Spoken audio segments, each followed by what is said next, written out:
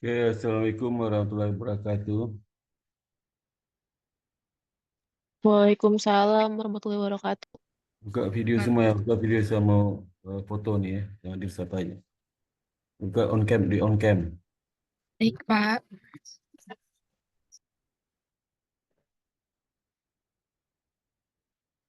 On cam, ini siapa lagi nih yang ini? Maulidina, on cam.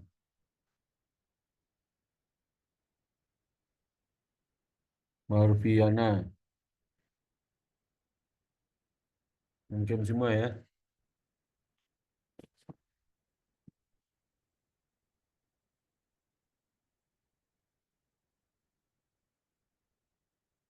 Belum on cam, saya belum bisa mulai nih. Yang ini ada dua lagi belum on cam. Siapa nih? Maulidina, Eka Tabza. Arfiana lagi izin, Pak. Lagi ngambil jemuran di rumahnya karena nggak ada orang. Waduh, jemuran ya. Tunggu dia ngambil jemuran. Foto dulu sebentar, bilang dia. Foto dulu. Mana dia tuh?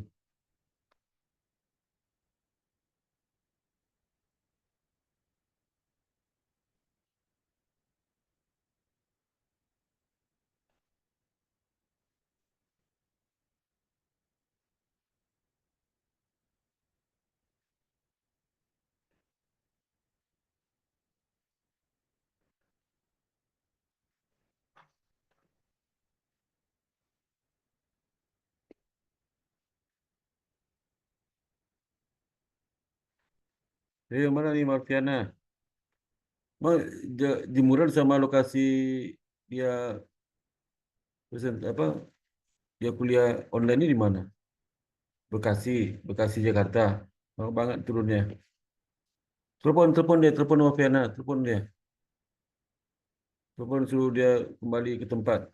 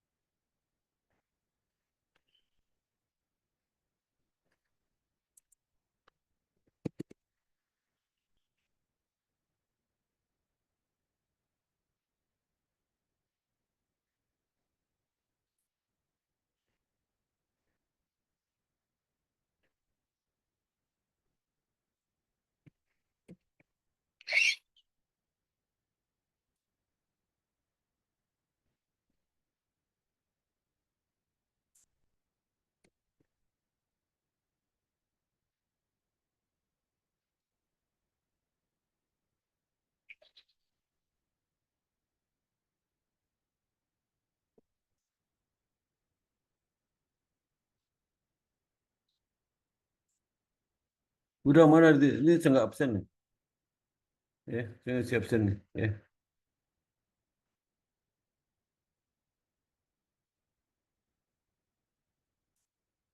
Hmm.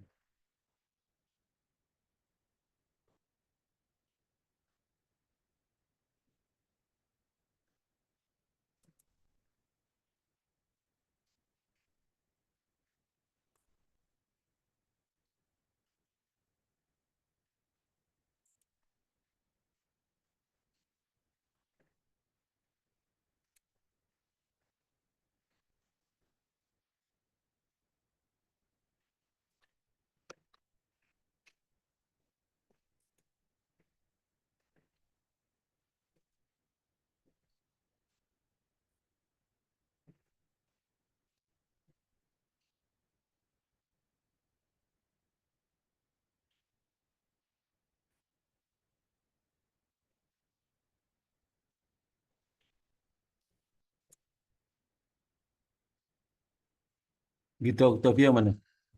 Pak, saya Pak hadir. Mana gitu Octavia? Hadir. Nuraisa, Hadir, Pak. Marfiana, ini nggak absen nih. Nggak datang dia. Absen dia. Absen. Maulidina Hadir, Pak. Serliana ada.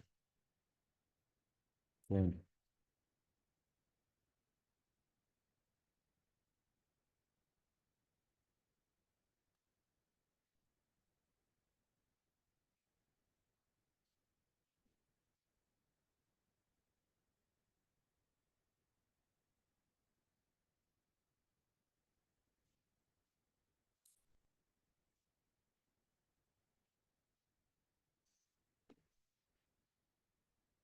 Oke, kita mulai lagi kuliahnya.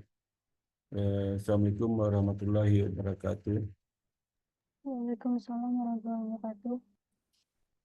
Assalamualaikum warahmatullahi wabarakatuh. Waalaikumsalam warahmatullahi wabarakatuh. Waalaikumsalam, Pak. Di hari ini materinya terkait dengan mekanisme operasional bank syariah dari perspektif akuntansi.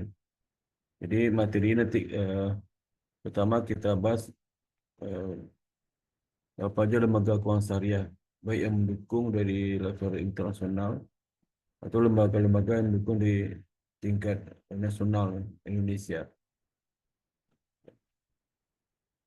dan juga perkembangan eh, syariah di Indonesia. Kemudian master plan dan roadmap perbankan syariah di Indonesia. Juga mengenai pengertian dan landasan hukum bank syariah terkait dengan Undang-Undang Nomor 21 Tahun 2008 tentang perbankan syariah. Kemudian juga kita bahas mekanisme penghimpunan dan penyaluran dana di perbankan syariah dalam bidang kegiatan sosial dan komersial bank syariah. Kalau pendek satu ini bisa tambahan ya, itu akad-akad ada yang terdapat di perbankan syariah.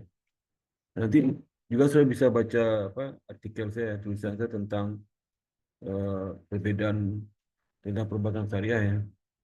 Itu sudah lama itu. Jadi sudah di apa di ini di di Google Scholar saya, Google Scholar ada itu yang tentang perbankan syariah. Saya nulis tahun berapa itu? Tahun 2001 atau tahun 2013, lupa saya. Dalam masuk tulisannya. Nah, pertama kita lihat apa eh, lembaga keuangan syariah. Ya. Nah, lembaga keuangan syariah itu berwujud dalam bentuk apa institusi. Ya. Pertama kali dulu zaman Rasulullah ya. Jadi Rasulullah Muhammad SAW mendirikan Baitul Mal di saat pemerintah Islam dibentuk di Madinah. Di pertama kali Baitul Mal dibentuk oleh di seluruh dunia ya. Di Baitul Mal ini di zaman Rasulullah dia merupakan lembaga penyimpanan kekayaan negara. Kalau di Indonesia mungkin seperti Kementerian Keuangan ya. Dan devisa kita disimpan di Bank Indonesia. Sedangkan administrasi keuangannya ada di Kementerian Keuangan. Jadi fungsi dari Baitul Mal inilah dia menerima pendapatan dan mengeluarkan pembelanjaan negara. Ini sama kayak Kementerian Keuangan gitu ya. Kementerian Keuangan itu menerima pendapatan dan mengeluarkan pembelanjaan negara. Nanti surplusnya itu langsung masuk ke Bank Indonesia, simpan di Bank Indonesia, divisa kita untuk sebagai cadangan ke depan kalau APBN kita mulai defisit itu cadangan itu akan kita gunakan. Nah, dimulai dinasti Abbasiyah. Fungsi Baitul Mal ini bertambah dengan mengeluarkan kebijakan moneter. Jadi kalau zaman Rasulullah, belum ada kebijakan moneter pengaturan peredaran uang ya, uang. Hingga pada saat karena zaman dulu mungkin banyak barter ya, dan itu uangnya mungkin bentuk emas ya. Hingga pada saat runtuhnya dinasti Utsmaniyah di Turki, nama Baitul Mal tidak muncul lagi sebagai pusat pengeluaran pengaturan fisikal dan moneter negara. Ya, mereka banyak mengadopsi ilmu-ilmu apa dari Barat ya. Kalau sebenarnya pengaturan keuangan negara itu ada di Islam ada. Ya. Nah, baru tahun 1963 di desa satu daerah wilayah Mesir ya, terbentuk sebuah lembaga. 63 kan termasuk baru. Kalau Rasulullah kan 2000 tahun lalu kan. Itu sebuah lembaga keuangan pedesaan yang bernama Midgam Saving Bank. Midgam Bank ya, oleh ekonom Dr. Ahmad El-Najjar, itu 1993 itu, orang Mesir ya. Nah, Midgam Bank ini sukses dalam penghimpunan modal dari masyarakat, penghimpunan dana. Kalau kita namakan dana pihak ketiga ya, tabungan, deposito, sama apa giro ya. Tapi zaman dulu karena Islam ya, tabungan, titipan, zakat dan sedekah dari infak. Nah, itu dimasukkan di bank ini, Midgamar Bank. Nanti Midgamar Bank ini akan menurunkan sedekah, infak dan zakatnya kepada masyarakat dalam bentuk mungkin pinjaman, ada pinjaman bergulir, ada pinjaman tanpa bunga dan sebagainya. Jadi diberikan pada masyarakat berpenghasilan rendah ya, di bidang perdagangan dan industri. Jadi dalam operasi tidak ada pakai bunga ya. Jadi sebagaimana saya jelaskan di kuliah pertama kemarin, eh, bunga bunga itu berbeda sama bagi hasil dari bank syariah. Walaupun sama persentase gitu. Misal bunga itu 3% di bank syariah, bagi hasil 3%. Tapi itu bukan bukan riba kalau di bank syariah. Kenapa? Karena kalau 3% di bank konvensional dari pokok kan. Jadi bank syariah 3% dari hasil. Hasil diperoleh dari hasil operasi debitur ya, debitur. Karena hasil itu nanti dibagi juga oleh bank syariah kepada penyandang dana, kepada deposito, kepada pemegang tabungan. Nah, dibagi juga. Jadi nanti sisanya baru diperoleh oleh bank syariah. Jadi misal contoh dari kredit dapat bagi hasil 3% dari hasil labanya, misalnya hasil labanya 100, dapat 3%, jadi sekitar 3.000 ya. 3.000 itu dibagi lagi ke penyandang dana, deposito, pemegang deposito, giro, tabungan ya. Jadi bagi lagi, sisa baru bank syariah. Nah, kemudian organisasi Konferensi Islam, OKI, mendirikan Islamic Development Bank, IDB, tahun 1993. Ya. Ini bank pembangunan Islam yang pertama sejak 1993 itu. Dan beroperasi 1975 dengan kantor pusat di Jeddah. Ya. Indonesia didirikan juga Bank Muamalat pada tahun 1992 ya. 92. Bank Muamalat itu bank syariah pertama di Indonesia. 1992 ya. Tapi kita ketahui itu biasa Bank Muamalat ini dimiliki oleh MUI. Apa MUI itu apa? Majelis Ulama Indonesia 1992. Dan sampai sekarang banknya pertumbuhannya agak lamban dibandingkan BSI ya. BSI kan penggabungan dari beberapa bank syariah. Ya. Nah, kalau kita ringkas ya perkembangan perbankan syariah sampai dengan pendirian Bank Muamalat ya. 93 Demik Bank itu. Dan 73 ada Islamic IDB, kemudian 74 didirikan Dubai Islamic Bank, Faisal Islamic Bank di Egypt, di Mesir, kemudian di Sudan. Di 7 didirikan Kuwait Finance House di Kuwait. 18 didirikan Jordan Islamic Bank Jordan. Kemudian Islamic Finance House Universal Holding, Universal Holding itu di Luxembourg. Kemudian juga Bahrain Islamic Bank. Bahrain itu Iran Islamic Bank. Kemudian 1980 didirikan Islamic International Bank di Kairo. 81 didirikan Dar Al-Mai Al-Islami Switzerland. Kemudian Islamic Finance House di Inggris. Kemudian Jordan Finance House di negara Jordan. Kemudian Islamic Bank of Western Sudan. Ya. Dan tahun 82 didirikan Islamic Bank Bangladesh. Kemudian Kibris Islamic Investment House di Jordan. Kemudian 83 banyak berdiri bank-bank Islam, ya, lembaga Islam sama lembaga bank perbankan Islam di Qatar, di Sudan, di Bahrain, kemudian di Malaysia, di Denmark, kemudian di Nigeria, Sudan, ya. Kemudian Sudan paling banyak memberikan bank syariah.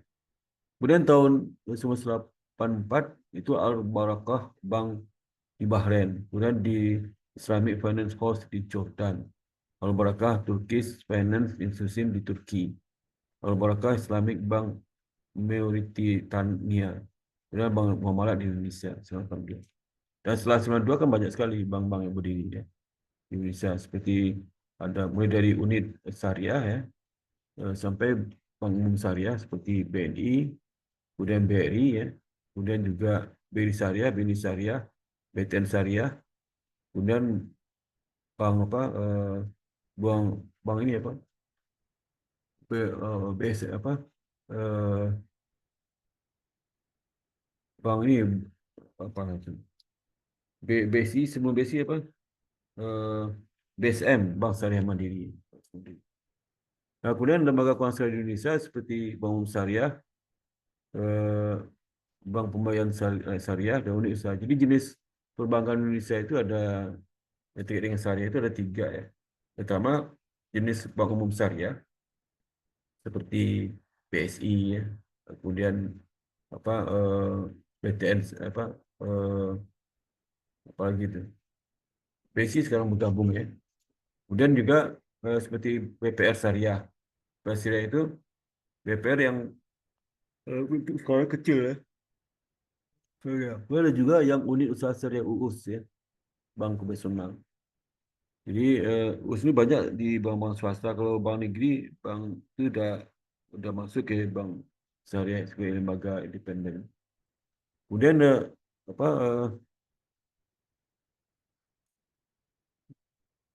ada juga Baitul Mal wa Tamwil. Jadi Baitul Mal wa Tamwil ini sebenarnya jenis koperasi syariah ya.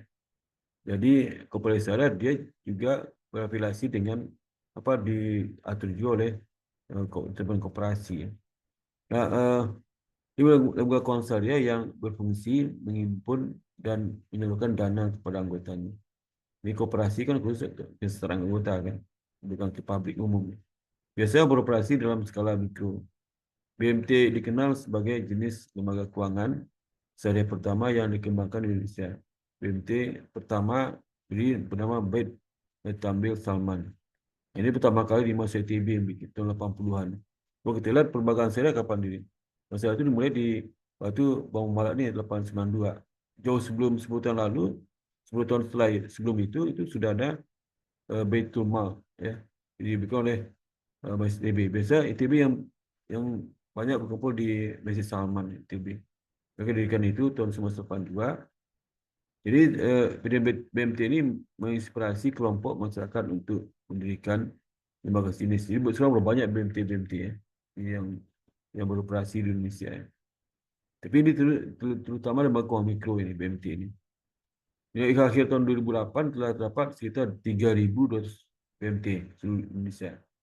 Nah, BMT ini terdiri dari 2 istilah, yaitu Baitul Mal dan Baitul Tamwil ya.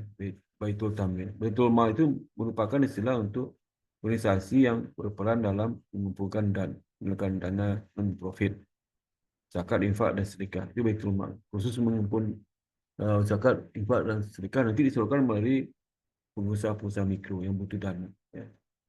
Dan kalau Baitul Tamwil ya, itu untuk organisasi yang mengumpulkan dan menyalurkan dana komersial ya, komersial ya. Kalau Baitul Mal banyak sosial ya. Kalau komersial itu lah mereka bagi hasil pada pengusaha-pengusaha kecil UKM ya. Dengan demikian BMT memiliki peran ganda sebagai fungsi sosial dan fungsi komersial BMT. Dalam operasinya BMT biasanya menggunakan badan hukum koperasi di selesai tadi ya. Dan samping juga ada asuransi syariah ya. Asuransi syariah, kemudian pasar modal syariah, ada reksadana syariah, ada Rahnu Pengadil Syariah, ada lembaga anu zakat ya, seperti Basnas dan sebagainya, dan badan anu zakat. Itu yang dari beberapa lembaga keuangan syariah di Indonesia. Nah, bagaimana bank syariah dan perkembangan di Indonesia ya? Ya. Nah, seperti saya sampaikan tadi, bank syariah apa ini sebenarnya? Jadi bank syariah Indonesia menunjukkan perkembangan yang sangat baik ya. Sejak tahun didirikannya apa, Bank Muamalat 1982 ya, sampai sekarang tadi perkembangan luar biasa. Meskipun uang mahal perkembangan tidak begitu signifikan itu sekarang. Ya. Nah, kendati pangsa perbankan syariah sempat bertahan sekitar 4% dari total pangsa perbankan Indonesia. Ya. Pada Oktober 2016 untuk pertama kalinya pangsa perbankan sudah mencapai 5%, yaitu 5,7%. Saya konversi PT Aceh menjadi Bank Aceh Syariah. Ya. Nah, sekarang pasar sudah meningkat tajam ya. 2017 itu 5,9 pangsa pasar. Ya. Dan diperkirakan nanti pangsa pasar itu akan mencapai 10%. Ya. Karena ada penggabungan beberapa bank pengguna daerah menjadi bank syariah dan juga penggabungan beberapa bank pemerintah jadi BSI. Ya. Jadi perkembangan perbankan syariah telah diikuti oleh jaringan kantor perbankan syariah. Jadi sampai tahun 2017 jaringan kantor bank syariah itu telah mencapai 100 unit, ya, 11 perusahaan ya, dan unit usaha syariah 27 unit ya. PR syariah sebanyak 107 perusahaan. Nah, kemudian adanya merger beberapa bank syariah milik anak perusahaan di bank pemerintah ya. Nah, segabung itu namanya adalah Bank Syariah Indonesia, penggabungan dari 3 bank syariah milik dari bank pemerintah, seperti Bank Mandiri Syariah, BNI Syariah, dan BRI Syariah. Sedangkan BTN sendiri ya. Nah, tahun 2003 posisi bank syariah ini memiliki aset sebesar 245 triliun. Ya. Masih kecil ya kalau dibandingkan dengan Bank Mandiri 2000 triliun. Sedangkan sedangkan bank syariah hanya 12,5% asetnya. Jadi total aset dari Bank Mandiri. Kalau kita bandingkan total aset seluruh perbankan ya sangat kecil sekali 245,7 triliun. Ya. Pada intinya 20,4 triliun. Dengan jumlah tersebut bank syariah masuk posisi 10 bank terbesar di Indonesia, 10 bank. Jadi kalau saya kuliah kemarin saya sampaikan ada 5 bank terbesar seperti BRI, Bank Mandiri, BNI, BTN, dan BCA. Nah, urutan ke-10-nya BSI. Kemudian tahun 2025 targetnya menjadi pemain global, ya, atau tembus 10 besar bank syariah di dunia. Khusus bank syariah di dunia bukan perbankan secara umum ya. Kalau di Indonesia kan perbankan secara umum dia 10 besar. Tapi untuk bank syariah internasional sedunia dia targetnya 10 besar bank syariah. Ya. Mungkin saudara akan lihat cari di ChatGPT ya, berapa total aset bank syariah di dunia. Total aset saya cari di situ. Ya, kemudian berapa total aset bank syariah BSI per akhir tahun 2024. Nah, coba bandingkan udah berapa persen sekarang ya? Targetnya 10%. Jadi kalau total aset bank syariah dunia itu 1.000 triliun, berarti eh, kalau 2.000 triliun 10% kan 200 triliun. Gitu. Jadi tergantung berapa besarnya. Kalau 3.000 triliun berarti 300 triliun ya. Total aset perbankan syariah dunia. Itu kalau dia 5.000 triliun berarti 10% 500 triliun aset. Ya. Nah, aset BSI itu sekarang itu memiliki sekitar 1.200 kantor cabang serta lebih dari 1.300 ATM. Ya. Jadi dia termasuk di kategori bank buku 3. Kalau bank buku 1 yang 5 bank besar, buku 2 yang modalnya di atas 1.000 triliun. Ambisi masuk dalam total bank buku 4 tahun 2022. Kalau buku 4 kan seperti Bank Mandiri dan sebagainya. Jadi dia urutan 10 tapi masih masuk buku 3 ya. 3 ya. Yang terbesar kan buku 4 ya. Nah, tidak apa institusi pendukung pengembangan perbankan syariah. Tentu saja kalau institusi pendukung pasti regulator kan, regulator dengan pemerintah. Kalau kita di tingkat internasional yang mendukung perkembangan perbankan syariah itu pertama ADB. Jadi ADB ini Islamic Development Bank, bank pembangunan berbasis syariah. Jadi salah satu pendukung eh, pengembangan bank syariah di dunia. Ya. Jadi Bank IDB ini disebutkan Juli 1975 ya. mulai beroperasi Oktober 1975. Ya. Tujuannya adalah mendorong kemajuan pembangunan ekonomi dan sosial negara-negara anggota, terutama negara Muslim ya, dan komunitas Muslim secara bersama-sama berdasarkan prinsip syariah Islam. Ini bukan berarti pengusaha non-Muslim tidak bisa menikmati ya. Ini bisa juga non-Muslim bisa juga terlibat dalam pengembangan syariah di dunia ya. Hingga tahun 2009 ya, keanggotaan ADB ini terdiri dari 56 negara. Jadi negara dunia ini ada sekitar 190 negara ya. Jadi 56 berarti sekitar 25% ya. 25% di jumlah negara di dunia. Ya. 190-an ya. Ya, sekitar 27% lah negara dunia. Nah, kemudian pusatnya di Jeddah ya, Arab Saudi, kantor pusat. Memiliki 2 kantor regional yang bertempat di Maroko dan Kuala Lumpur, di KL, Kuala Lumpur. Jadi kantor regional Kuala Lumpur dan Maroko. Kenapa di Malaysia bukan di Indonesia? Karena pada saat tahun 75 itu ya, saya dirikan itu, Malaysia itu lebih maju perkembangan bank syariah dibanding Indonesia. Ya, tahun 75 ya. Indonesia itu banknya, kita baru buka bank syariah baru tahun 1982 ya. Jadi kita belum ada perbankan syariah waktu ADB itu didirikan. Malaysia sudah ada. Dan Accounting dan Auditing Organization for Islamic Financial Institution. Ini juga lembaga yang menyiapkan berbagai standar akuntansi, audit, tata kelola, government, etika, dan syariah bagi lembaga keuangan syariah Islam. Jadi tidak hanya perbankan, secara akuntansi, bagi semua lembaga keuangan, baik bank atau non-bank. Yang mungkin standarnya lah AA, OIVA. Jadi secara akuntansi kita banyak mengacu ke sini. Akuntansi syariah di Indonesia banyak mengacu ke Accounting and Standards Organisasi for Islamic Financial Institution. Dan juga IAI termasuk, IAI itu pertama di Departemen Syariahnya masuk anggota AA OIVI. Jadi kenapa dirikan lembaga ini untuk supaya akuntansi internasional terkait dengan syariah lebih memadai ya. Di hingga tahun 2009 AAOIVA ini telah menerbitkan 23 standar akuntansi, 5 standar audit, 6 standar tata kelola, 2 standar etik, dan 30 standar syariah. Luar biasa perkembangannya. Ya.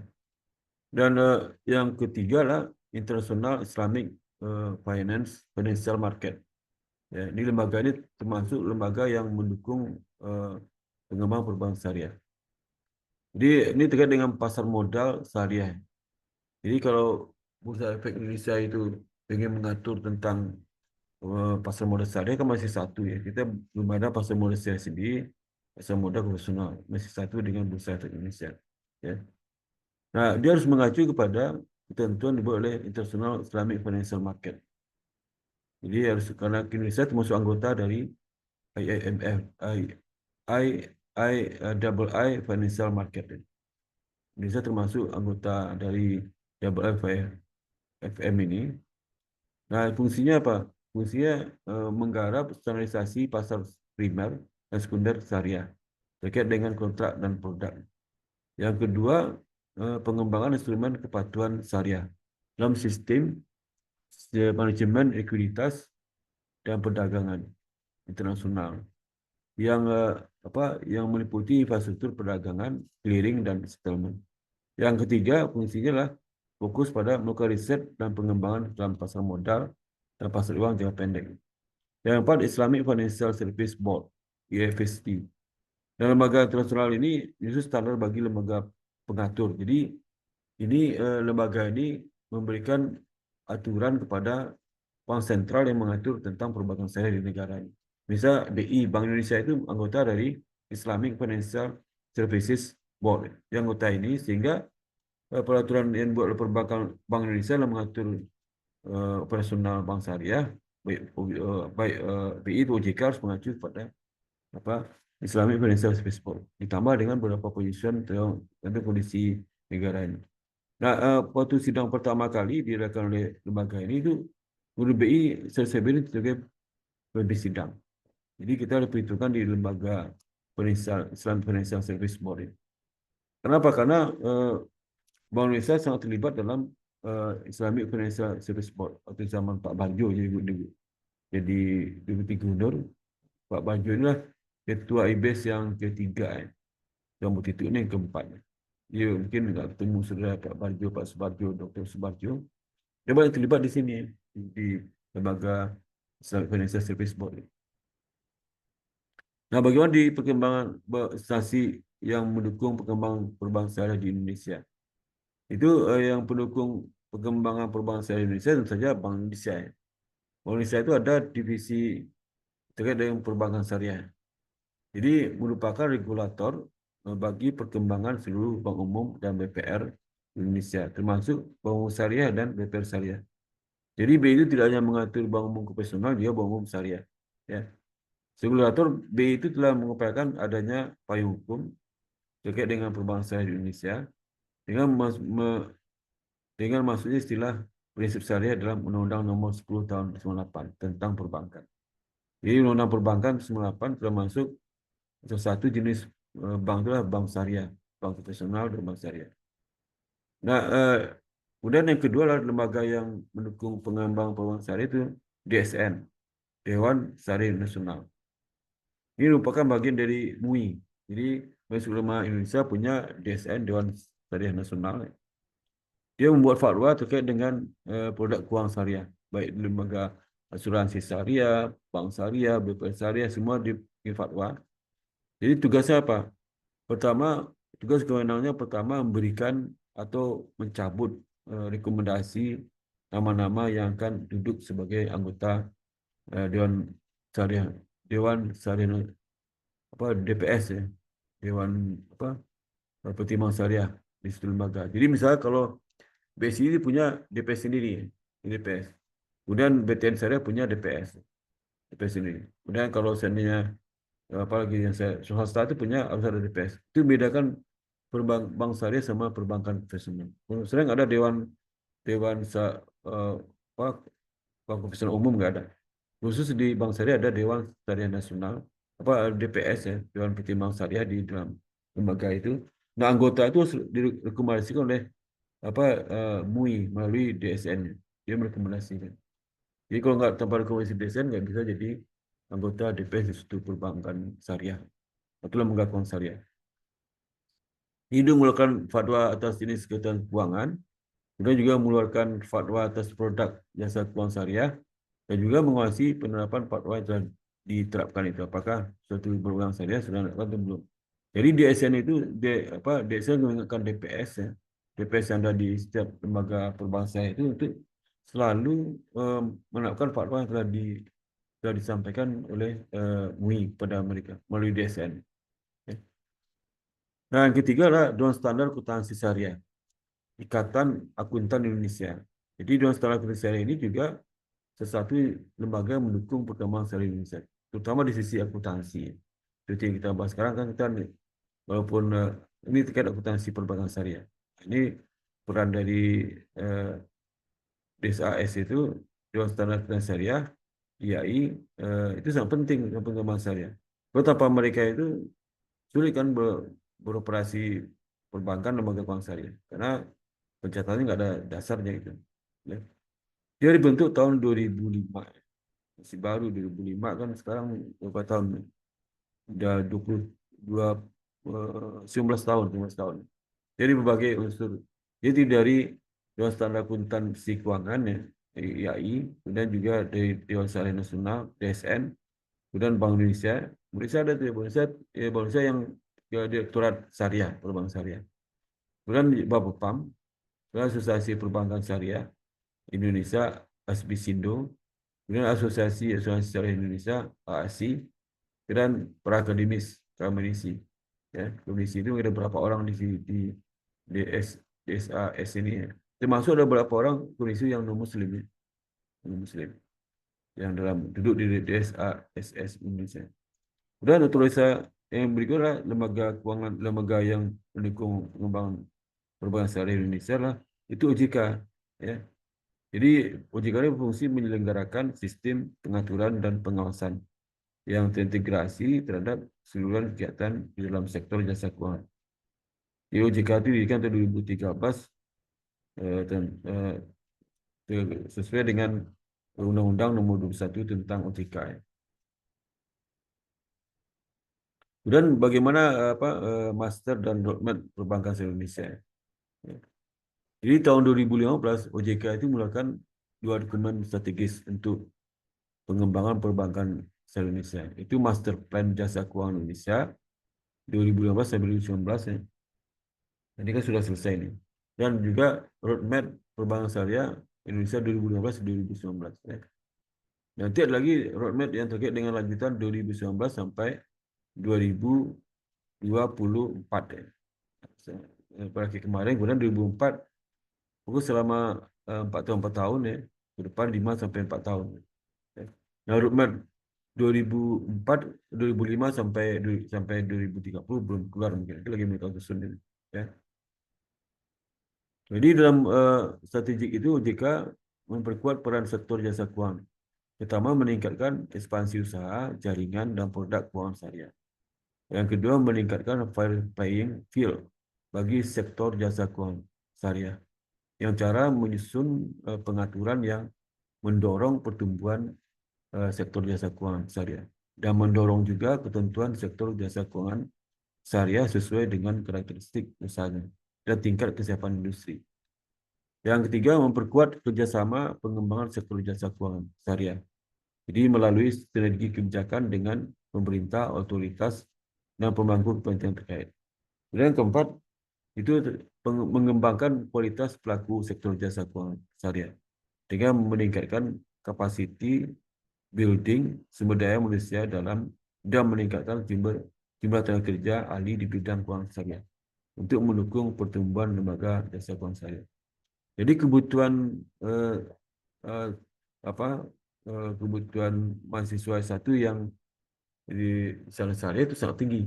Tetapi dalam prakteknya banyak lembaga keuangan syariah itu mengambil selain bukan dari syariah, ya. Jadi memang kebutuhan banyak, tapi kalau sudah masuk ke program studi ekonomi syariah, program studi ekonomi Islam, program studi syariah, nah itu tidak semua mereka terserap pasar karena mereka punya saingan dengan lulusan-lulusan ekonomi yang profesional. Dan ternyata lembaga keuangan syariah banyak mengambil tenaga di situ, ya. Yang berbagai alasan, ya. Karena pertama mungkin matematiknya kuat, UKT-nya lebih kuat pada lulusan syariah. Dan juga melakukan promosi dan edukasi mengenai keuangan syariah. Yang secara khusus dalam roadmap perbankan syariah 2015-2019 yang sudah berlalu ya, memperkuat sinergi kebijakan otoritas dengan pemerintah dan pemangku kepentingan. Yang kedua, memperkuat permodalan, ya, dan memperbaiki skala usaha dengan efisiensi. Dan memperbaiki struktur dana untuk perluasan segmen pembiayaan. Dan memperbaiki kualitas layanan dan keragaman produk. Ya. Di kualitas layanan dan keragaman produk itu penting ya, dalam syariah karena bank konvensional sudah lebih dulu maju. Dan kelima, memperbaiki kuantitas dan kualitas SDM. Ini masih dalam proses proses pertumbuhan dan kualitas SDM dari lembaga keuangan syariah dan teknologi informasi serta infrastruktur lainnya. Yang kedua, meningkatkan literasi dan preferensi masyarakat terhadap perbankan syariah. Ya. Jadi banyak masyarakat itu belum bingung perbedaan antara perbankan syariah sama perbankan personal. Sampai sekarang masih bingung ya. Bedanya apa? Kan mereka menganggap itu sama aja. Sesama pakai presentasi, padahal beda sekali. Kemudian yang kedua, tujuan memperkuat serta harmonisasi pengaturan dan pengawasan perbankan syariah. Ya. Jadi harmonisasi bagaimana peraturan dibuat oleh lembaga regulator seperti BI sama OJK itu harus harmonis dengan pengawasan perbankan syariah. Agar apa? Agar supaya operasional bank syariah itu tidak melenceng dari ketentuan yang berlaku. Itu diawasi oleh OJK. Kemudian bagaimana pengertian dan landasan hukum bank syariah? Yang sumber hukum bank syariah itu referensi adalah seumum perbuatan manusia sesuai syariah. Jadi semua perbuatan dari lembaga keuangan syariah itu sesuai dengan syariah Islam. Nah, sekarang itu mungkin isu paling penting adalah banyak juga dari direksi-direksi syariah itu tidak syariah, banyak juga sih isunya yang keluar seperti itu. Nah, sumber hukum Islam itu ada 4 ya. Itu Al-Quran sebagai firman dari Allah, Al-Sunnah, yaitu Al-Sunnah itu terkait dengan eh, pengamalan implementasi ibadah dibuat oleh Rasulullah. Ya. Jadi semua pernyataan Rasulullah dengan sunnah, ijma itu kesepakatan ulama. Qiyas itulah kesepakatan ulama. Ijma itu kesepakatan ulama yang tetap berbasis pada Al-Quran dan As-Sunnah. Sedang qiyas adalah kesepakatan dibuat oleh ulama, di mana tidak ada aturan di Al-Quran, di Al-Sunnah, dan ijma itu nggak ada. Ini mungkin setiap negara mungkin ada qiyas sendiri ya. Karena negara beda sama negara lain dalam penerapan eh, ibadah agama Islam ya. Nah, seperti dalam uh, Al-Quran 459 ayat 4, surah 4 ayat 59 mengatakan, hai orang-orang beriman, taatilah Allah dan taatilah Rasul dan ulil amri. Ulil amri itu pemerintah ya, di antara kamu. Kemudian jika kamu berbeda pendapat tentang sesuatu, maka kembalikan kepada Allah. Jadi dalam surat ayat keempat, surat keempat ayat ke-59 ini itu membatasi umat Islam itu tidak boleh mengkritisi terlalu jauh tentang pemerintah. Ya. Mengkritisi boleh tapi ada solusinya. Ya, tanpa alasan tidak itu. Jadi harus patuh ya. Umat Islam itu patuh pada ulil amri. Jika kamu beriman kepada Allah dan hari yang kemudian yang demikian itu lebih utama bagimu dan lebih baik akibatnya. Jadi yang utama itu patuh ke ulil amri. Itulah minta pertanggungjawaban di akhirat. Nah, itu kadang-kadang umat ulama itu menambahkan lagi, patuh sepanjang pemerintah itu melaksanakan Al-Quran dan Al-Sunnah. Ya.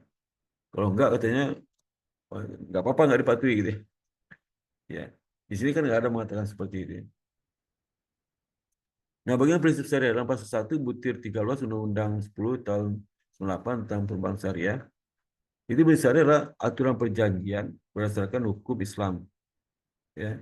Hukum Islam bukan hukum agama lain ya.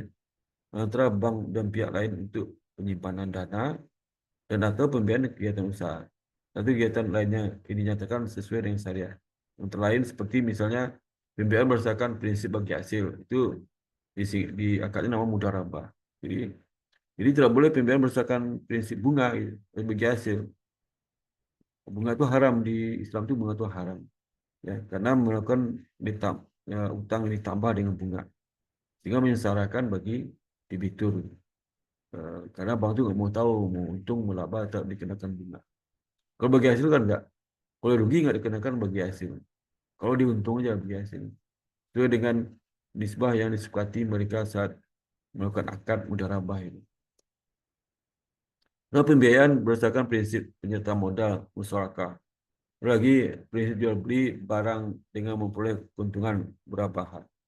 Jadi kalau sudah minjam ke bank untuk beli motor ya, beli motor bank syariah, nah itu berlaku murabah ini.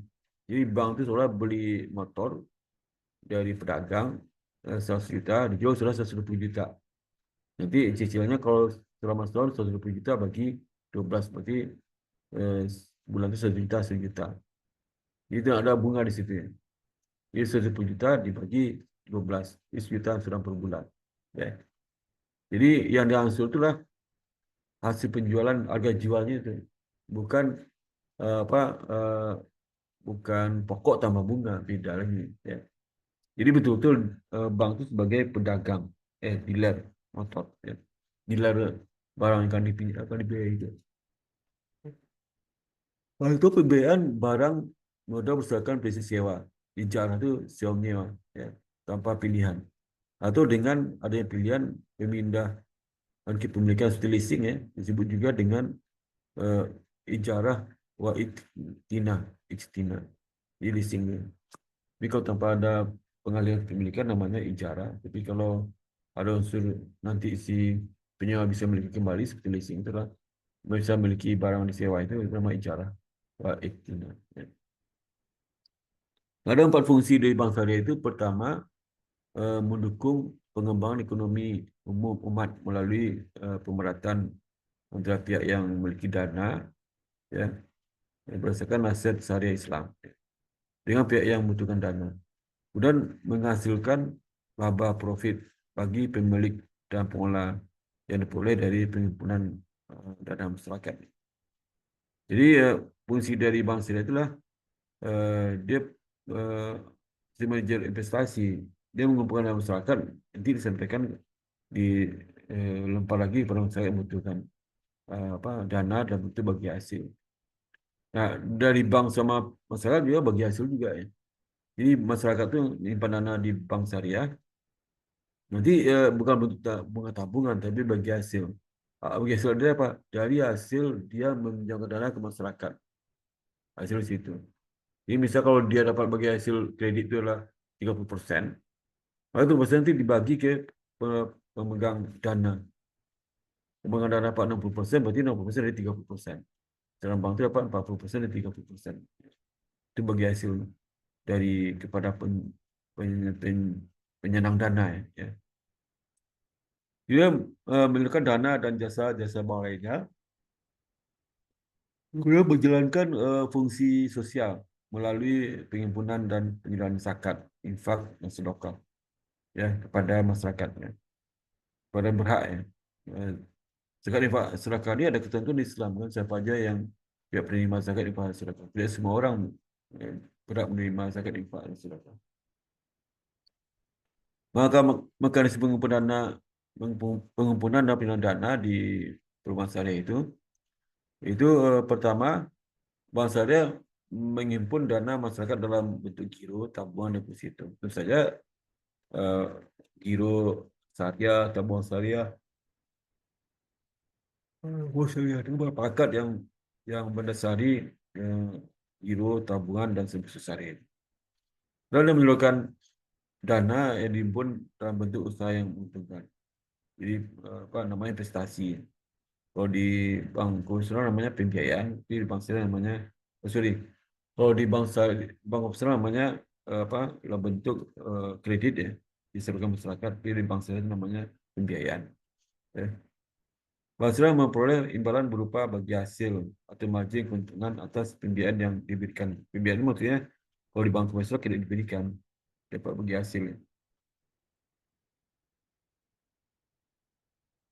Kemudian bank syariah membagi imbalan berupa bagi hasil kepada pemilik dana. Jadi sampai yang tadi dia dapat bagi hasil dari debitur ya, debitur syariahnya.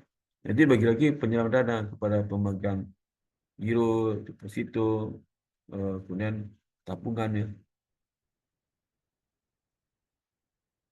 Sisa bagi hasil yang tidak dibagian akan menjadi bagian bank digunakan. Bank untuk membiayai operasional bank. Sebagian lagi disediakan sebagai laba usaha. Jadi misalnya dari bagi hasil terima dari bagian kredit itu dipotong biaya administrasi, bisa boleh dibagi kepada yang dana dan pada bank sendiri.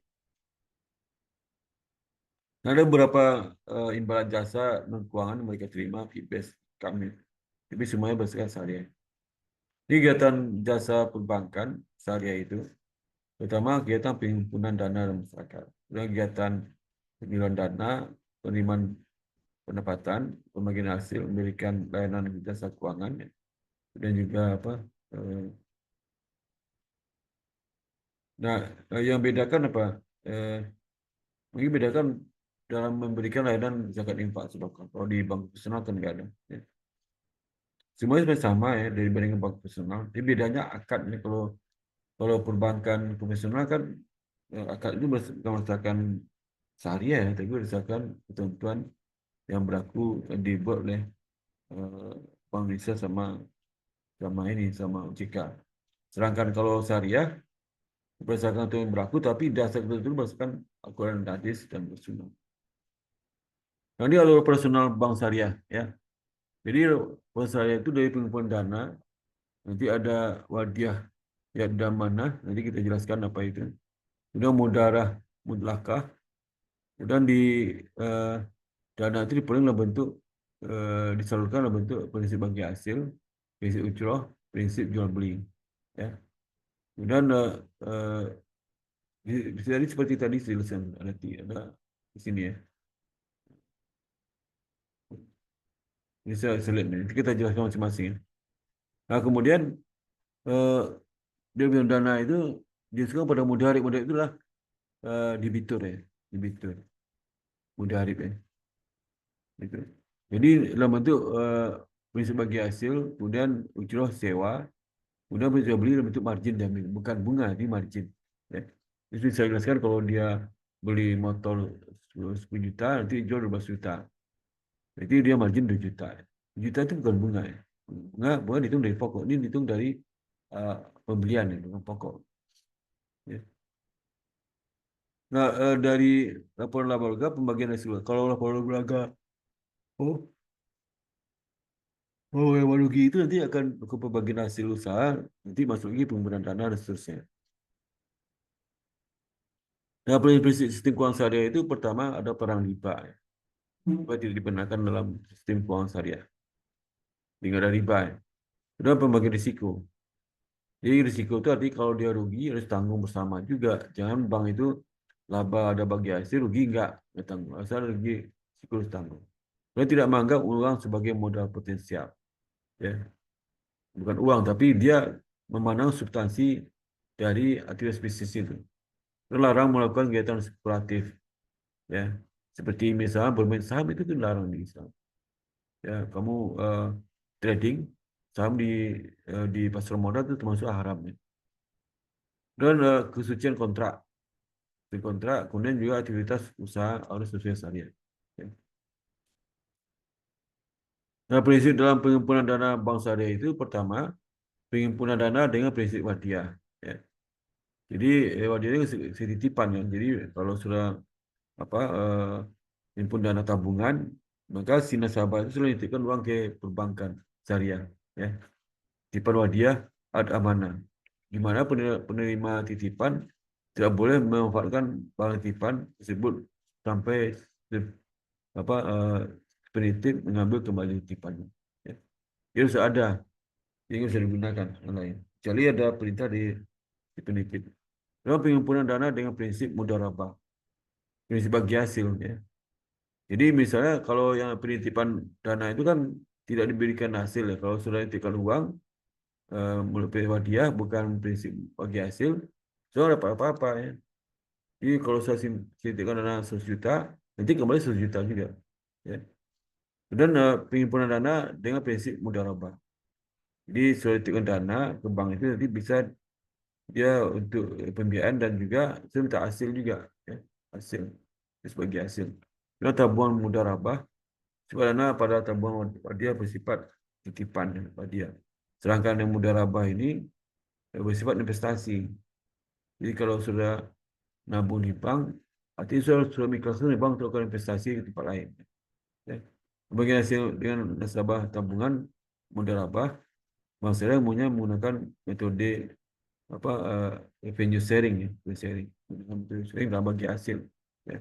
Bukan laba rugi ya, bukan net income. Deposito mudarabah bagi hasil yang diperoleh dibagi antara pemilik dana dan bank dengan nisbah yang disepakati sejak awal. Dalam prinsip jual beli di dalam kegiatan bank syariah itu, jual beli diberi atas 3, yaitu mudarabah, salam, dan istisna. Ya. Kalau jual beli skema mudarabah, setelah barang diperoleh nasabah, barang tersebut dapat dibayar secara tunai maupun secara angsuran kepada bank dalam waktu yang disepakati. Ya.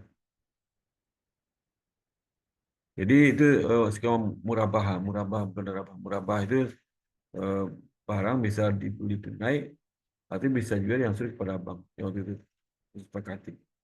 Ini misalnya seperti tadi lah motor, jual 11 juta ke nasabah. Saya bisa beli langsung, tunai itu bisa juga melalui prinsip pembiayaan skema murabah, jual beli dengan skema salam. Jual beli dengan skema salam itulah jual beli yang pelunasannya dilakukan terlebih dahulu oleh pembeli sebelum barang pesanan diterima. Ketika uang muka itu, ya. Bank sebagai penjual memperoleh keuntungan dari selisih harga jual kepada nasabah dengan harga pokok pembelian. Ya. Jual beli dengan skema istisna itu jual beli dengan skema istisna adalah jual beli yang berdasarkan batas penugasan oleh pembeli kepada penjual yang juga produsen untuk menyediakan barang atau suatu produk sesuai dengan spesifikasi yang diserahkan pembeli, ya, dan menjualnya dengan harga yang disepakati. Bisa seperti jual beli istilah seperti biasa, ya. Nah, bagaimana prinsip penyaluran dana bank syariah dalam bentuk giro, deposito, tabungan? Prinsipnya pertama prinsip investasi, ya. Jadi prinsip investasi itu dengan skema mudharabah dan investasi dengan skema musyarakah. Ya, skema mudharabah boleh bagi hasil, ya. Pengumpulan dana dengan skema mudharabah sama dengan pengumpulan dana. Jadi upaya bank memfasilitasi pemilik dana dan pengumpulan dana mudharabah muqayyadah. Itu bank memperoleh fee sejumlah tertentu yang telah disepakati. Jadi kalau saya punya dana, saya titip ke bank. Nah, kalau bank itu investasikan dalam bentuk pinjaman syariah, saya sudah dapat bagian di situ, ya, bagi hasil. Dia investasi dengan skema musyarakah. Jadi kerjasama investasi para pemilik modal. Jadi tidak hanya bank yang modal, juga pemodal lain dalam biaya proyek untuk pembiayaan itu. Jadi sewa, sewa jadi ada dua sewa, itu sewa ijarah, skema ijarah dan skema ijarah mutahiyah bitamlik, ya. Kalau skema ijarah, skema ijarah biasa, ya. Transaksi sewa menyewa antara pemilik objek sewa dan penyewa untuk mendapatkan imbalan atas objek sewa yang disewakan. Sedang sewa dengan ijarah mutailiyah bitamlik, transaksi sewa menyewa antara pemilik objek sewa dan penyewa untuk mendapatkan imbalan atas objek sewa yang disediakan dengan opsi pemberian hak milik. Ini kayak leasing gitu, ya. Leasing. Kalau seperti sewa yang ijarah itu sewa nyewa biasa. Kalau sewa terkait dengan mutahliyah ditamlik itu sewa nyewa leasing. Kalau pertama tidak ada perpindahan hak di akhir sewa. Kalau ditamlik itulah ada perpindahan hak di akhir sewa. Ya. Nah, bagaimana prinsip dalam pelaksanaan fungsi jasa keuangan perbankan di bank syariah? Pertama, prinsip wakalah. Berarti penyerahan, pendelegasian atau pemberian mandat. Dalam konteks muamalah, wakalah adalah pelimpahan kekuasaan oleh seorang mewakil, ya, kepada yang lain wakil dalam hal diwakilkan, ya. Berdasarkan PADSN nomor 10 tahun 2000, seorang mewakili haruslah pemilik sah yang dapat bertindak terhadap sesuatu yang diwakilkan. Adapun wakil haruslah orang yang dapat mengerjakan tugas kepadanya, ya. Jadi seorang hal yang diwakilkan itu harus pertama diketahui jelas orang yang mewakili. Yang kedua, itu tidak bertentangan dengan syariah Islam. Yang ketiga, dapat diwakilkan menurut syariah Islam. Yang kedua, prinsip kafilah. Kafalah merupakan jaminan diberikan oleh penanggung kafil, ya, kepada pihak ketiga untuk memenuhi kewajiban pihak kedua atau yang ditanggung maf'ul anhu asil, ya. Jadi dalam PADSN nomor 11 tahun 2000 dikatakan, kafalah adalah jaminan yang diberikan oleh penanggung kafi kepada pihak ketiga untuk memenuhi kewajiban pihak kedua atau yang tanggung. Jadi kafilah ini yang menjamin. Prinsip awalnya pengalihan utang dari orang yang berutang kepada orang lain yang menanggung, ya. Itu prinsip awalnya. Nah, ketiga prinsip sarf, ya. Sarf ini adalah prinsip yang digunakan dalam transaksi jual beli mata uang, baik antar mata uang sejenis maupun antar mata uang berlain jenisnya. Ya. Ada beberapa syarat transaksi jual beli mata uangnya. Pertama, tidak untuk spekulasi. Jadi bukan untuk dibeli dolar, nanti kalau naik harga dijual lagi, bukan itu. Tapi adalah yang kedua, ada kebutuhan transaksi atau untuk berjaga-jaga. Jadi kalau saya punya piutang dalam bentuk US dolar, ya, berarti ada kebutuhan untuk menjual dolar, ya. Kalau saya akan terima dolar, itu jual, jadi baru bisa mengambil hisap ini. Jadi nanti saya jual dolar, ya. Saya dolar, kalau saya punya hutang dolar, berarti saya butuh, saya akan beli dolar. Dia beli dolar itu, ya. Itu prinsip ijarah. Ijarah merupakan prinsip yang sangat banyak digunakan dalam pelaksanaan jasa keuangan bank syariah. Ya. Objek ijarah adalah manfaat dari penggunaan barang atau jasa. Ijarah bila diterapkan dapat manfaat barang tersebut sesuatu. Ya. Ia untuk spekulasi. Sedangkan bila diterapkan untuk mendapatkan manfaat orang tersebut, upah mengupah. Ya. Kemudian juga seperti contoh kartu ATM, kemudian SMS banking, kemudian pembayaran tagihan, pembayaran gaji elektronik, dan pembayaran gaji elektronik. Ada di bangsa itu di samping kegiatan komersial juga non komersial. Ya.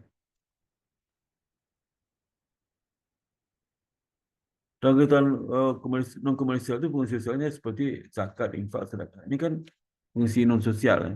Jadi bangsa tidak dibolehkan dapat keuntungan dari penyaluran zakat dan infak, sedekah, dan wakaf. Kemudian instrumen ziswaf ini, ziswaf, tingkatan ziswaf itu zakat, infak, sedekah, dan wakaf itu, ziswaf itu. Ini fungsi untuk menghimpun ziswaf dari masyarakat sebagai bank serta bank sendiri, sebagai lembaga milik para investor.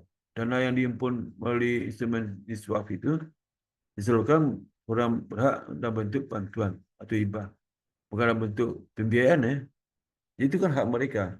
Jadi bisa bergulir ya, atau gimana ya, yang tiba-tiba tidak ada imbal hasil ya. Tidak ada bagi hasil, nggak ada ya.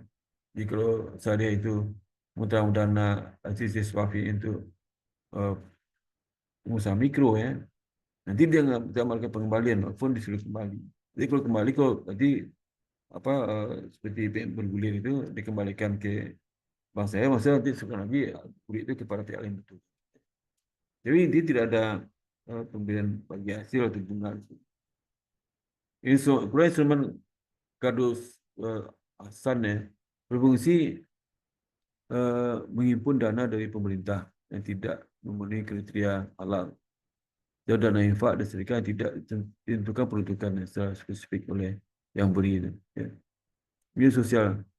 Nah, kardus asan itu diseluruhkan untuk jadi kardus asan itu diterima dari masyarakat ya. Ya terkait dengan pertama tidak ada jelas kriteria mau diapakan dananya. Ya, kemudian juga ditentukan untuk apa gitu. Nanti itu untuk penggunaan dana kardus asan itu digunakan untuk pengadaan atau perbaikan kualitas fasilitas sosial. Fasilitas umum, bisa perbaikan jalan atau di suatu desa itu butuh sumber air bersih, maka dibangun sumber air bersih sini. Dan sumbangan atau hibah kepada yang berhak. Yang berhak itu kalau ada kesulitan, ada yatim piatu, mobil bisnis dikasih uang, tapi tidak berhak untuk dikembalikan. Ya. Kalau dikembalikan syukur di dalam kali dana untuk pembiayaan berikutnya kepada pihak yang berhak. Ya. Nah, pinjaman tanpa bunga, ya, nggak boleh siswa itu digunakan untuk bunga, ya. Bagi hasil tidak begitu penting bagi bunga. Ya. Nah, kemudian ini ada beberapa akad ya yang terkait dengan ya, terkait dengan akad pada bank syariah. Ya. Ini sudah baca juga ini ada di saya ini. Ya. Jadi akad pada bank syariah itu ada apa? Sumber syariahnya adalah di Al-Quran, Sunnah, sama ijma' ulama. Ya. Dan juga nanti akad mengatur fikih muamalah. Kalau fikih muamalah itu mengatur hubungan antara manusia sama manusia. Ya. Jadi nanti implementasi di bank syariah. Kemudian nanti ada PBI yang mengatur dari fatwa DSM sama PBI. Nah, hubungan antara nasabah dan bank syariah itu kan dalam akad nasabah dan bank syariah. Nasabah bank syariah berarti penghimpunan dana. Tapi kalau hubungan pembiayaan itu kreditur sama bank syariah. Ya.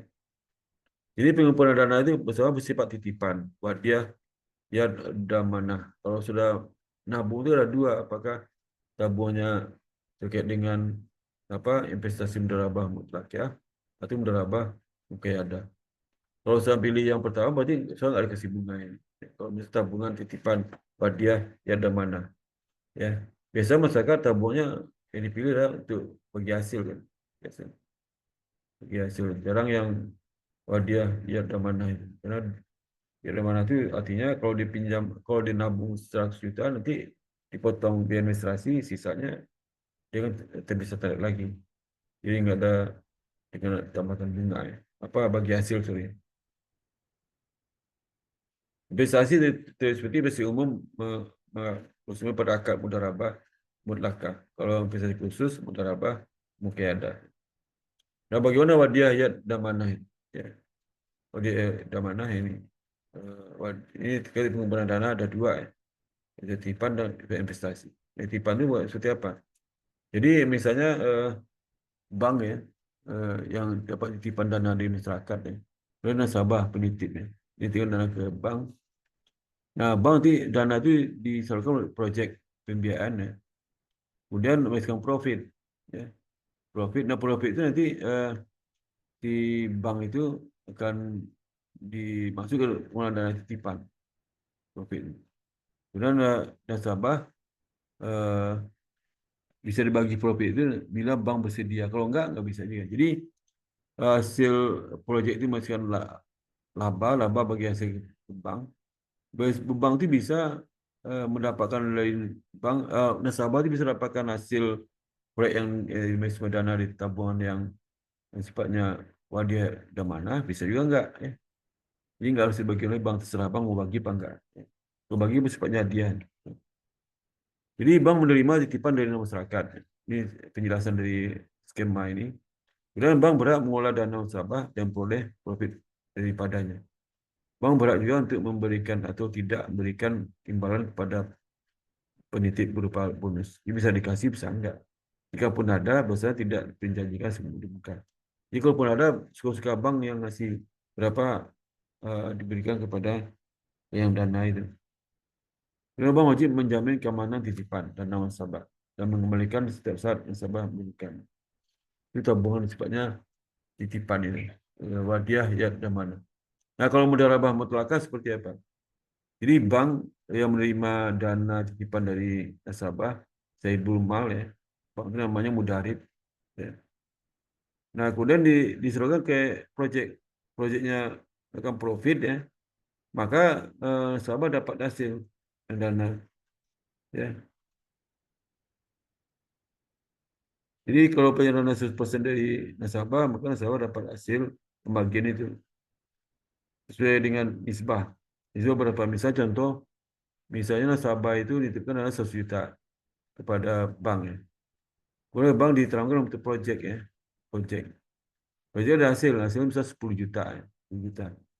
Hasil bagi hasil 10 juta. Nanti bank motong dana 10 juta itu biar pengolahannya sesuai nisbahnya, misalnya nisbahnya pembagian keuntungan dari proyek itu kepada Saibul Mal sama Mudari misalnya 70-30. 70 untuk yang dana, 30 untuk bank. Maka bank dapat hasil 30% dari 10 juta, dapat 3 juta, 3 juta kepada Saibul Mal itu. Beda sama yang ini kan nggak ada apa nggak ada bagi hasil kan. Bank bisa ngasih bisa enggak kepada penjelang dana pada Saibul Mal itu.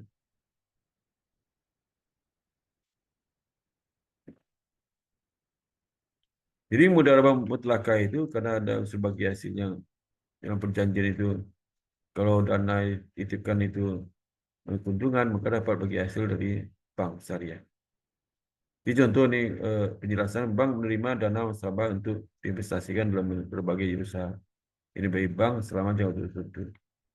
Bank nasabah mensepakati nisbah bagi hasil. Misalnya 70-30-70 untuk nasabah, 30 untuk bank.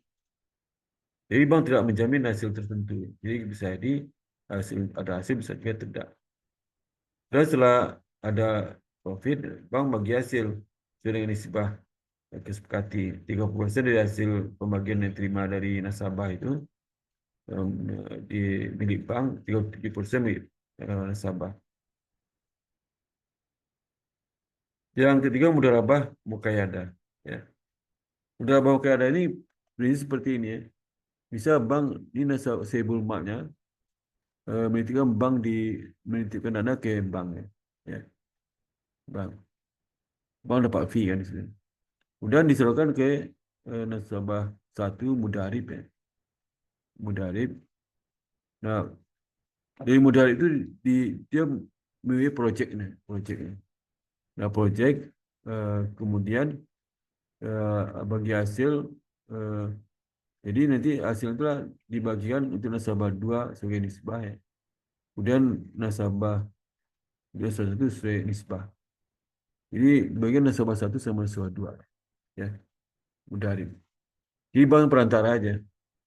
Jadi bank perantara nanti semudah itu bikin proyeknya nanti hasilnya dibagikan ke nasabah 2 dan nasabah 1. Kita bank dapat fee aja dari nasabah 2. Bukan bank tidak mendapatkan hasil dari bagi hasil profit yang diperoleh dari proyek itu.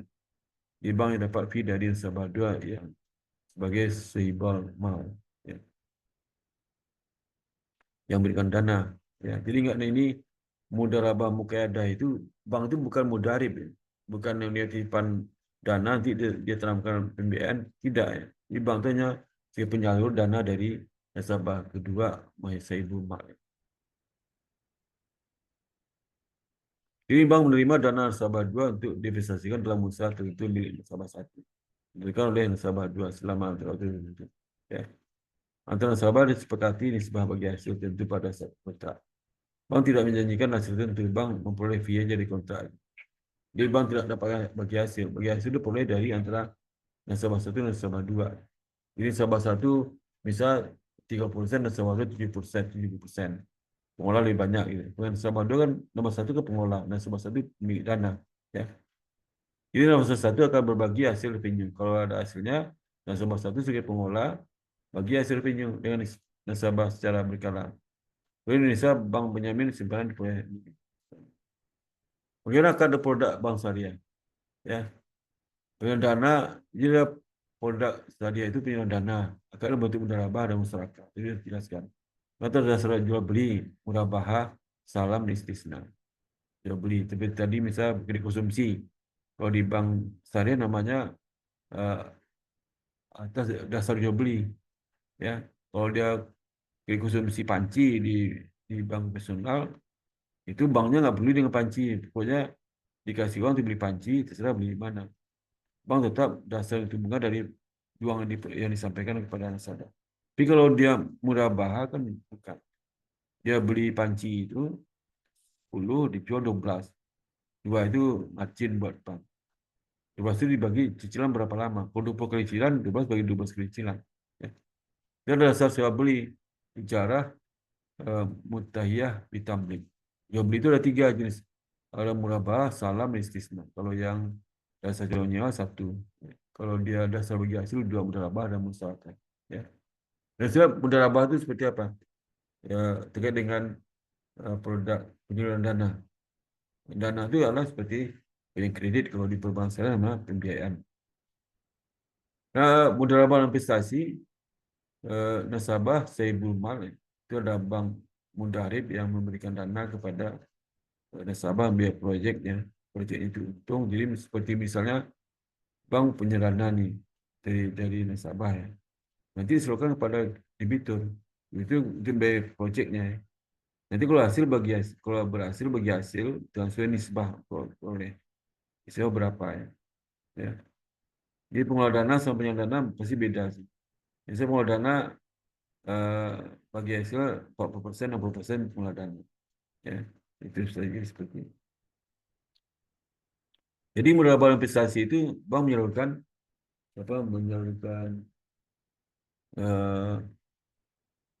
dana kepada usaha proyek nasabah yang menguntungkan. Kemudian nasabah nanti membuat proyeksi pendapatan dan menyampaikan kepada bank. Ya. Bank nasabah mensepakati nisbah bagi hasil. Ya.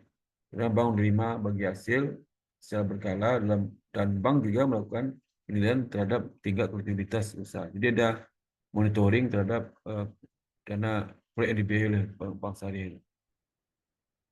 Dan bank berhak menerima keuangan nasabah untuk memastikan hak bagi hasil. Ya, kemudian juga kerugian yang dialami nasabah atau mudarib itu jadi tanggungan bank bila kerugian bukan merupakan kesalahan mudarib. Jadi kalau bukan secara mudarib itu ditanggung oleh bank, dia ditanggung mudarib ya. Ya, karena mereka sepakat proyek ya. Tapi kalau kesalahan itu ada pada mudarib, bank tidak menanggung ya rugi. Mudarib sini nanggung kerugian. Ya. Udah mudarabah profit sharing ya. Jadi mudarabah ini kalau yang mudarabah dalam prestasi mudarabah ini sama nih. Masih bersatu. Ini skim mekanismenya mudarabah itu. Misalnya nasabah mudarib, kemudian bank Saiful Mal, ini penjualan 110 juta. Kalau cukai gasnya 100 juta, netnya 50 juta. Kemudian overheadnya 25 juta, jadi profit 25 juta. Ini hasil dari profit 25 juta ini. Nanti bagi hasil, misalnya 40% untuk bank, Saiful Mal, 60% untuk masalah mudarib. Ini mudarib terima berapa? 60% dari 25 juta ini, dapatnya 15 juta. Ya, masuk ke nasabah mudarib. Bank dapat berapa? 40% dari 25 juta, dapatnya berapa? Dapatnya 10 juta. Ya. 10 juta bagi 10 Nanti 10 juta itu bagi penyelenggara ya. Nah, ini kalau dasar apa? Profit sharing. Jadi bagi hasil profit sharing, setelah laba bersih itu jadi bagi hasil. Yang kedua, bagi hasil dari revenue. Jadi nasabah itu misalnya revenue kan 15 juta. Kalau di revenue biasanya bagi unit itu kecil 6,67%. Kenapa? Karena kan perlu dikurang beban yang dalam rangka mendapatkan revenue itu. Itu atas beban nasabah mudarib itu lebih besar 3,3%. Jadi nanti dari hasil revenue itu nasabah dapat bagi 10 juta karena dia harus menanggung biaya kan, dapat OGS, BKG segala macam. Nah, kalau yang bank itu 6,7 bersih ya. Dari 110 juta dapat 10 juta. Sama juga hasilnya. Ya. Jadi kan 10 juta juga. Tapi bagi hasil 40% dari profit. Kalau dari revenue, nasabah itu 6,7%. Dapatnya 10 juta juga. Udah musyarakah. Ya. Musyarakah ini misalnya, ini ada project ya. Nasabah ada dana untuk proyek ini. Tadi kan 100% dari bank. Ini enggak. Bisa berapa persen, kemudian bank juga membiayai proyek ini sekian persen juga. Ya, 10%. Nah, profit terjadi, maka nanti dibagi berdasarkan sesuai nisbah. Ya, tentu saja kalau yang dananya besar ya, itu bisa juga dapat nisbah. Kalau kecil-kecil juga. Jadi bank nasabah menempatkan dana masing-masing usaha proyek nasabah yang menguntungkan. Jadi bisa sama ya. Nasabah tanamkan di proyek, bank tanamkan di proyek. Nasabah membuat proyeksi pendapatan dan menyampaikan kepada bank. Ya. Bank nasabah menyepakati nisbah bagi hasil. Dan bank nasabah melakukan bagi hasil profit revenue secara berkala. Dan bank melakukan penilaian terhadap tingkat kolektivitas perusahaan. Jadi profit sharing itu bisa dari profit, bisa dari revenue. Tergantung kesepakatan aja. Kalau dari revenue biasanya bagian dari bank kecil ya. Bagian dari mudaribnya besar. Ya karena itu tadi itu karena modal itu masih harus menanggung biaya. Sekarang bank itu bersih. Bank berhak menerima keuangan nasabah, meriksa keuangan nasabah. Memastikan hak bagi hasil. Jadi bisa cek oleh nasabah. Jangan misal profit 100, padahal 200 profitnya. Ini selalu lagi digelap oleh nasabah. Jadi periksa oleh bank. Kerugian dalam ini proyek menjadi tanggungan secara proporsional bagi masing-masing mudarib dan Saiful Mal. Sudah musyarakah dari laba ya. Jadi nasabah, mudarib, ini Saiful Mal, bank ini dengan dana. Jadi misalnya modalnya 100 juta. Ya. Kemudian dari bank Saiful Mal modal 100 juta juga. 10 juta. Ya. Jadi 100 juta sama 150 juta. Mereka tanamkan dana. Jadi bank itu 150 juta, nasabah 100 juta ke proyek ini. Nah, proyek itu masihkan revenue 150 juta, maka juga 150 juta, maka netnya 100 juta, sama flat jadi 65 juta. Ini bagi hasilnya. Bagi hasil kalau 40% bagi bank ya, ini bagi hasil bukan berdasarkan porsi dana di store ya. Karena di store kan 150 juta dari bank, 1 juta dari nasabah. Karena nasabah lebih kecil. Tapi bagi hasil bagi dari lebih besar 60%. Ya. Sedangkan bagi bank 40%. Kenapa? Karena yang yang mengelola dana itu kan nasabah proyek itu. Jadi pimpinan proyek itu lebih banyak dapat pada yang dana. Kalau masalah terbalik kan, misalkan terbalik misalnya kalau saya kerjasama dengan investor ya, nah bagi hasil saya harus lebih banyak pada investor. Ini malah sebaliknya, investor lebih banyak bagi hasil pada pengelola. Pengelola lebih banyak bagi hasilnya. Jadi mulailah. Udah kalau rugi gimana? Masyarakat rugi. Rugi misalnya ini 150 juta, rugi 25 juta. Nanti dibagi juga bagi hasil. Jadi si Bulma terima kerugian itu berapa persen dari 25 juta. Jadi 15 juta. Gimana bang rugi itu? Ke modal. Jadi modal itu dari modalnya 150 juta dikurangi apa kurang berapa? 15 juta. Jadi sekarang modal tinggal 110 dikurang 135. Dikurang 15 juta, jadi tinggal 5 juta. Ya. Dan bagi pegang dana kerugian itu jadi mengurangi modal besar sekali. Tadi modalnya 100 juta. Nah, kemudian dikurangi dengan 60% dari 25 juta. Ya. Itu. Jadi berapa? 60% dari 25 juta berapa? Ya.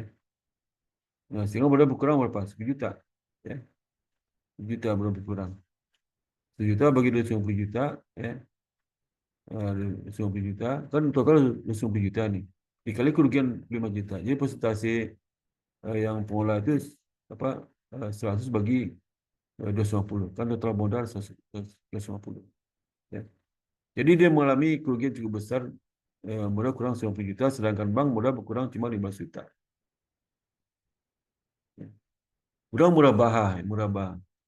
Jadi murah-bahah itu seperti misalnya ini bank nanti apa melakukan persediaan supplier ya. Kemudian juga nasabah pembayaran tangguhan, good delivery. Harga beli dari supplier, sama margin untuk bank, harga jual bank. Jadi terkait dengan murabah yang kalau mereka konsumsi ya. Pertama bank itu beli kepada supplier, ya. Habis itu bank dikirim ke nasabah, ya, nasabah. Ya, harga di atas ada margin di situ, ya. Ini bukan piutang bagi bank. Ya. Bank beli barang dibutuhkan customer, nasabah, kepada supplier dengan harga beli yang disepakati. Bank bayar cash kepada supplier. Nah, bank menjual barang yang dibeli ke supplier itu, tambah marginnya. Nasabah membayar tanggungan atas pembelian barang atau secara mencicil mengatur dari harga beli tambah margin. Ya. Yang sudah harga jual, harga beli tambah margin tambah harga jual. Tambah frekuensi pembayaran. Kalau harga jualnya 100 juta, cicil sama 10 tahun berarti 100 juta bagi 10. Ya. Dengan dapat mewakilkan pembelian barang yang dibutuhkan customer kepada customer. Ya, mudahkan akal lah. Jadi kalau murabah itu bank tidak bisa beli barang yang diminta, misalnya saya minjam uang untuk beli mobil, atau di mobil, maka kalau bank nggak bisa beli, diwakil ke saya untuk beli mobil ke dealer. Ya. Tapi bisa banknya kan ada hubungan dengan dealer. Dia beli mobil dealer, harga 300 juta, dijual ke saya 350 juta. Ya. Atau saya beli mobil ke dealer. Ya. Seharga 350 juta. Ya. Jadi harga beli itu kembali rubah di masa depannya. Ini contoh murabah itu. Dia beli 100 juta. Jadi waktu dia beli mobil itu di pihak apa eh, oleh bank ya, itu 100 juta, pada ke supplier 100 juta. Dan barang itu akan ke supplier. Eh, oh itu sorry, supplier ke bank ya. Nanti bank baru tunai ke supplier. Dan oleh bank itu silakan nasabah, ya. Nasabah yang dana ke bank, bank beli ke supplier ini tunai. Ditangguhkan terkait dengan surat berapa kali pembayarannya. Nah, salam menimbulkan piutang, ini menimbulkan pendapatan antara farmer dengan bank serta market. Ya, market. Salam. Jadi bank itu nanti dari pasar menimbulkan pendapatan, karena bank ke farmer dia menimbulkan piutang. Kemudian barang dikirim apa ke bank ya, bank kirim barang ke pasar ya. Jadi bank biayai petani untuk mengadakan komoditas atas spesifikasi tertentu. Agar seperti timbul piutang salam pada buku bank. Pada bertunjukkan petani menghasilkan komoditas yang dijualnya dan menyerahkan pada bank sebagai pembayaran atas pembiayaan yang diberikan. Ya, penjualan produk pertanian itu diserahkan ke bank untuk berkewajibannya. Bank menerima penyerahan komoditas sebagai imbalan atas pembiayaan yang diberikan. Bank menjual komoditas itu yang dibeli kepada pasar harga yang lebih tinggi. Bank memperoleh margin keuntungan dan selisih harga jual antara bank dengan pembeli petani. Istisna itu terkait dengan ini, skemnya seperti ini. Ya, bank itu pertama dari pemesan barang produsen, kemudian kedua pemasaran dari pemesan barang itu, nanti pesan lagi ke produsen. Nanti produsen serahkan barang ke bank, bank serahkan barang ke nasabah. Gitu ya. Jadi ke nasabah itu pembayarannya cicil, tapi kalau ke produsen tunai. Ya. Harga beli pertama margin untuk bank, harga jual per bank. Jadi bank menerima pesanan barang dengan spesifikasi tertentu dari nasabah pemesan. Ya. Bank selanjutnya memesan kepada produsen untuk membuat barang. Kemudian bank membeli barang pesanan tersebut dengan harga asli dan kemudian menjualnya kembali kepada nasabah dengan meletakkan margin keuntungan tertentu. Dan cara mutaliah bitamlik. Jadi pertama bank nanti memberi sewa juga ke supplier. Ya. Kemudian kedua pemesanan ke bank, ya, daripada payment. Memberikan persediaan, nanti mengirim barang, kemudian mengirim barang. Jadi bank beli barang dibutuhkan oleh nasabah penyewa. Jadi saya menyewa punya mobil ya. Ini leasing sebenarnya. Bank beli itu mobil itu. Dan setelah beli, bank nyewakan kepada nasabah mobil yang dibeli itu dari supplier. Nanti bank nyewa ke bank ya. Nasabah nyewa ke bank. Bagi masa sewa, nanti bank berikan tawaran kepada si penyewa itu apakah dia mau beli nggak barang. Kalau nggak beli, berarti dia jual ke pihak lain oleh bank. Bank jual ke pihak lain. Selama sewa, barang dicatat seorang buku di buku bank. Nah itu dapat saya sampaikan mengenai materi ini waktunya sudah jam 2:30 ya. Kita kan sampai jam 2:30 10 menit ya. Jadi oke, lagi absennya supaya tadi belum datang.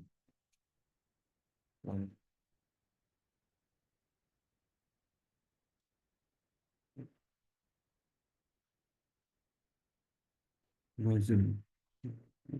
Stop dulu ya. Dulu. Oke, ini udah datang berapa orang nih? Udah banyak datang. Ya, kita saya absen dulu ya. Absennya ini.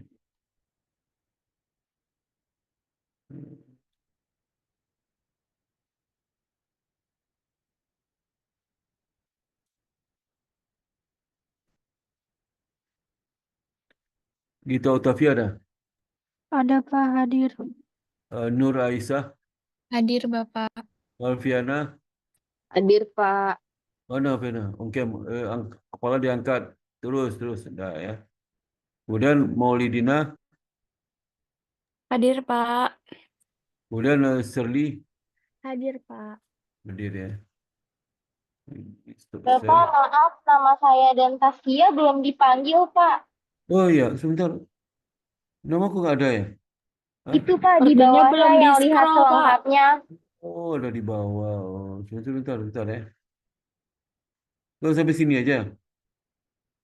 Oh, dia selengkapnya. Oh, alah. Oh iya, Taskia mana Taskia? Hadir, Pak. Taskia nggak ada. Taskia, Hadir, Pak. hadir ya. Zaskia, Zaskia hadir. kamu dari mana? Di atas motor. Iya, tadi saya udah pulang dari kantor, Pak. Ini lagi perjalanan pulang. Soalnya di kantor Waduh. kan yang megang kunci juga udah pulang, Pak. Sini ya, Oh, kenapa Pak. kamu nggak di kantor, nggak di kuliah saya baru pulang? Jangan di jalan. Di kantor di kuliah saya baru, saya kuliah baru kamu pulang di kantor ya. Iya. Soalnya sore juga kebetulan mau pergi, tapi saya dibonceng kok, Pak. Jadi insya Allah aman lah. Walah, nggak besok nih kalau kuliah Sabtu itu kamu di kantor aja sampai selesai kuliah baru pulang, ngerti nggak? Jangan buat sambil di jalan ya. Oke, Iya, dibuka Pak. dulu saya mau foto ya, mau foto sebentar ya. Bentar. Bapak Kita belum. grup kita belum ada, grup WA belum ada ya? Grup WA belum ada. Ya. Belum, Pak. Tolong buka grup WA-nya ya untuk komunikasi ya. Grup WA ini berapa orang? 1, 2, 3, 4, 5, 6, 7, 8 ya. Bapak Buka yang grup ada WA ya. kan, Ya, Pak. ya. Kenapa? Yohana belum di absen, Pak. Yohana emang nama ada? Ada, Pak. Sebentar, mana Yohana? Yohana mana? Wah, Yohana, aduh. Bawah lupa lu. Maaf ya, saya pikir udah selesai. Kemudian ya, share.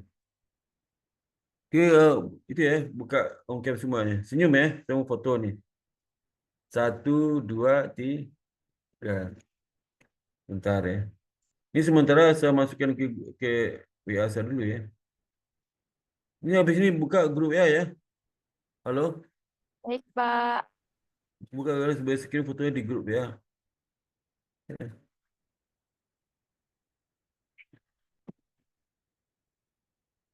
Ini saya pakai juga untuk apa? Untuk covernya YouTube ya. Itu nih ada siapa? Emang ini akan di-post juga, Pak, di YouTube, Pak? Halo? Halo? Kenapa? Ini akan Nanti hasilnya di-share di ada YouTube YouTube, juga kamu memang, lihat di Pak. YouTube deh. Hasil kuliah ini rekamannya, rekodnya saya tampil di YouTube ya. Ya.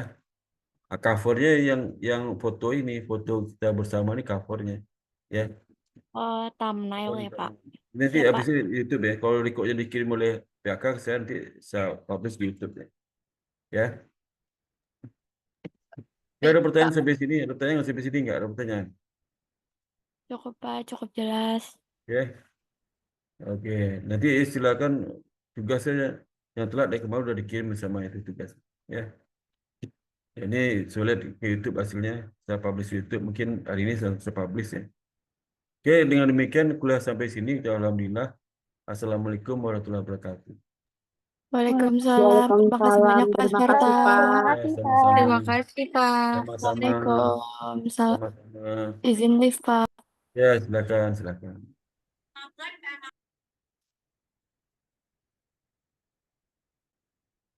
Pak, tadi Yohana udah dibuat hadir belum, Pak? Udah saya hadir, udah hadir kan. Saya ada di bawah nama kamu Terima bawah sekali, nama di bawah sekali. Ya, ya, udah terima saya kasih, bikin hadir ya. Pak. Ya, sama-sama Yana.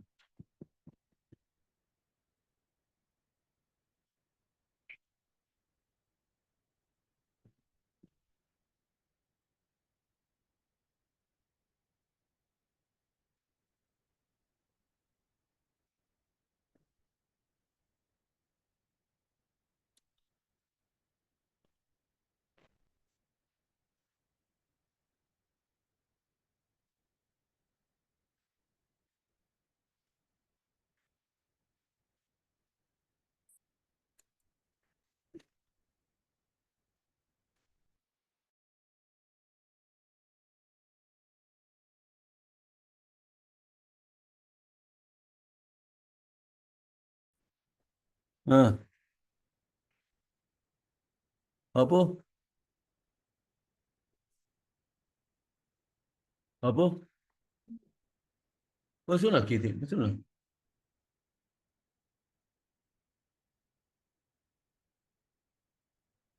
Bukan di aki, tambahnya di itu di Ginate. Bukan berkade ini. Kalau berkade di atas itu.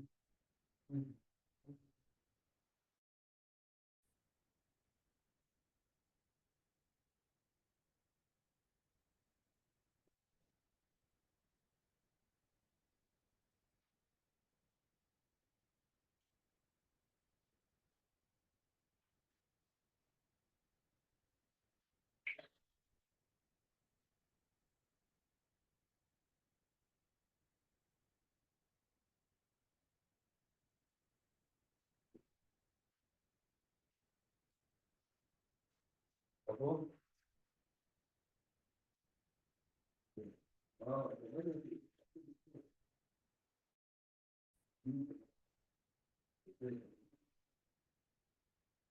tambahin itu. Ngerti bodoh. Bukan.